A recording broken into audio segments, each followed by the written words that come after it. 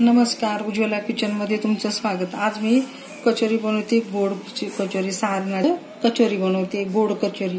तर त्याच्यासाठी हा मैदा आहे। अजून एक वाटी घेतला, अजून घेते हे 2 वाटी मी मैदा घेतला। आता मैद्यामध्ये मी मीठ घालते, हे थोडं मीठ घालते, साजूक तूप घालते,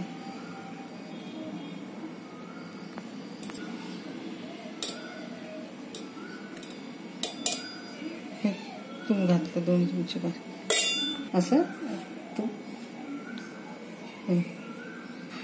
असं करून घ्यायचं, म्हणजे सगळीकडे लागतं।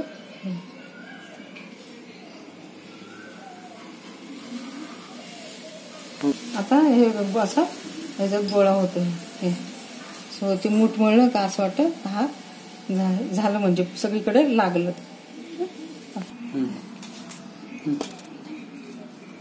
आता हे पीठ मळून झालं माझं, हे झालं, हे मैदा मळून झाला। आता थोडंसं 10 मिनिटांनी त्याला झाकून ठेवते, दाबून मळलं तर म्हणजे छान होतं। त्याच्यावर वाटी ठेवते, झाकून ठेवलं। आता 10 मिनिटं आता हे करंज्याचं पुरण असतं ना, ते पुरण मी तयार केलेले। आता मी हे बघा लाटली, आता एक कचोरी बनवते ना, तर कचोरीमध्ये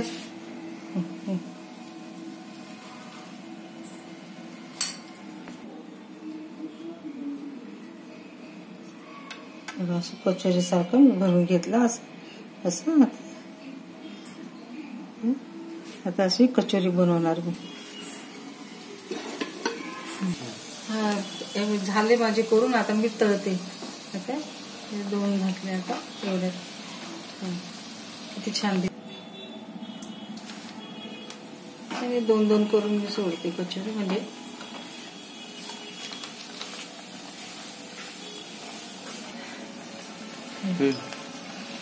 खूप छान असं खरपूस रंग आला, लाल लाल। असं थोडा वेळ ठेवायचं, कमी याच्यातच छान असं लाल लाल आलं पण पाहिजे ना त्याला थोडंसं।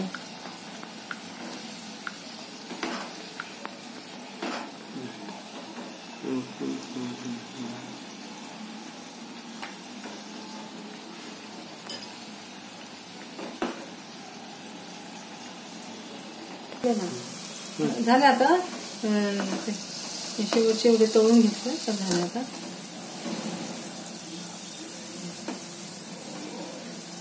मस्त टम्म फुगल्या कचोऱ्या, एकदम छान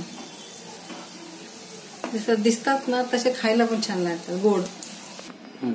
झाले माझे कचोऱ्या करून। हे आपले करंजी करतो ना, करंजीचाच पुरण मैदा तसंच करून केलेलं आहे मी। बघा मी त्याच्या कचोऱ्या बनवल्या, पुरणाच्या कचोऱ्या बनवल्या, पुरण बनवलं, करंजीचं सारण बनवलं आणि त्याचं कचोरी बनवलं आहे, असं करंजीचं। मग तुम्ही काही म्हणू शकता, पण ह्याला मी गोड कचोरी म्हणते देणार। माझ्यासारख्या करून बघा, सोप्या, एकदम सोप्या करायला, एकदम मोठे काय मोठ्यांना पण आवडतात, चहा बरोबर छानच लागतात। तर माझ्यासारखं करून बघा, आवडलं तर लाईक करा, सबस्क्राईब करा आणि शेअर करा, माझा व्हिडिओ शेअर करा आणि पूर्णपणे माझा व्हिडिओ बघा।